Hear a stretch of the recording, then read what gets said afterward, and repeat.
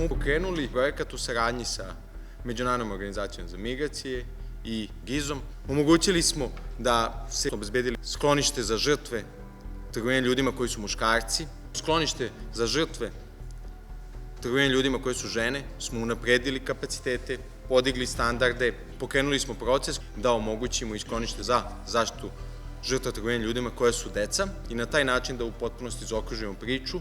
Uspeli smo da kreiramo važan tim saradnika koji daje rezultate na terenu. Mi imamo jedinstveni model koji se zove Social Path, a to je da formalnu identifikaciju vrši Centar za zaštitu žrtva trgovine ljudima i da je upravo žrtva i zaštita žrtve u centru borbe protiv trgovine ljudima. Treba da pomogne upravo onima koji su najranjiviji, zato smo poboljšali mehanizme brzog odgovora, multisektorsku saradnju s Ministarstvom unutrašnjih poslova, Ministarstva prosvete, Ministarstva zdravlja, radili na indikatorima, ne bi li to bila jedna kompaktna celina. Lokalna samouprava je danas logistički domaćin. Naš grad je zajedno sa institucijama, a tu prije svega mislim na Centar za socijalni rad, organizaciju Somborskog crvenog krsta, policijsku upravu, Dom zdravlja, pouzdan partner koji je aktivno uključen u realizaciji različitih programskih i edukativnih formi koje ova tema podrazumijeva.